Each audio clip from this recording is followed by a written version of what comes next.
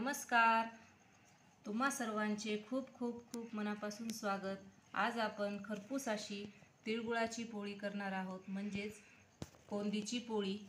ह्या पोळीचं तुम्ही स्टफिंग पाहू शकता, किती मस्त असं दिसत आहे आतमध्ये.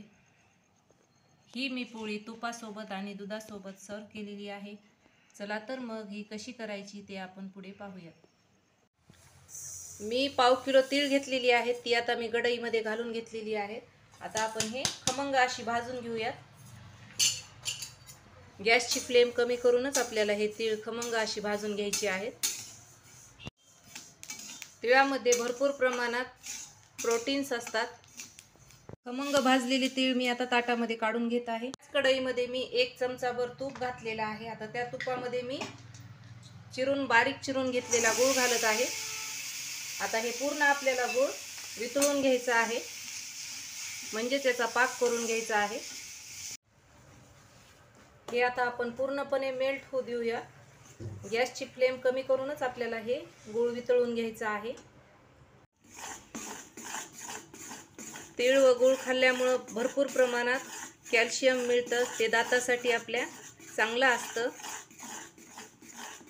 विशेषतः हिवाळ्याच्या दिवसामध्ये तीळ व गुळाचे चिक्की म्हणा, लाडू म्हणा, हे खायलाच पाहिजे.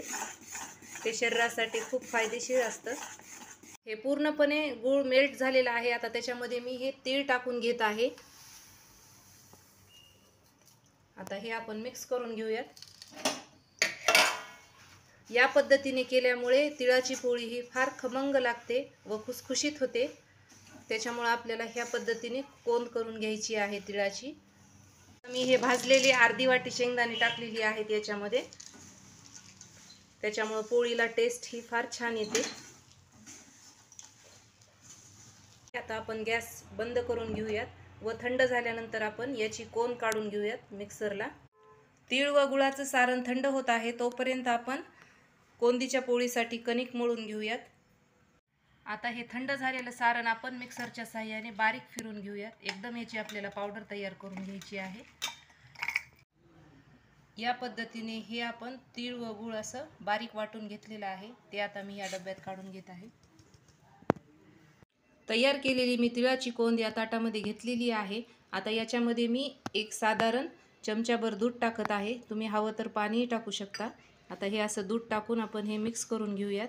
हे असं दूध टाकल्यामुळं ही कोंद पोळीमध्ये चौकून पसरल्या जाते.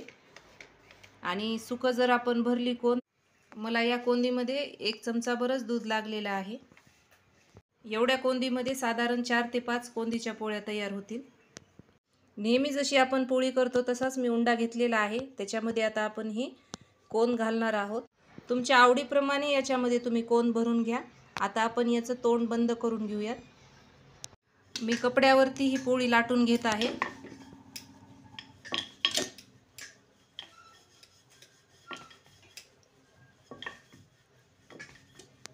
पोट्यावरतीच लाटून घेत आहे. तुम्ही पोळपाटावरतीही लाटू शकता. हे आपण दूध टाकल्यामुळं ही कोंद पूर्ण कडेने गेलेली आहे. किती मस्त अशी ही पूर्ण पसरलेली आहे ही कोंद. इकडे मी गॅसवरती तवा टाकलेला आहे. आता त्याच्यावरती आपण ही कोंदीची पोळी टाकून घेऊया. ही पोळी भाजेपर्यंत मी त्याच पद्धतीने दुसरी एक पोळी तयार करून घेत आहे.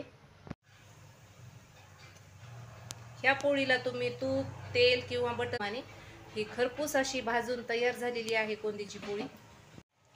तुम्ही जर माझ्या चॅनलला अजून सबस्क्राईब केलं नसेल तर पटकन सबस्क्राईब करा. वेगवेगळ्या रेसिपी पाहण्यासाठी बेल आयकॉन प्रेस करा. किती मस्त अशी फुगलेली आहे ही कोंदीची पोळी. ही हिवाळा स्पेशल रेसिपी आहे. या पद्धतीने तुम्ही ह्या हिवाळ्यामध्ये कोंदीची पोळी जरूर करून पहा.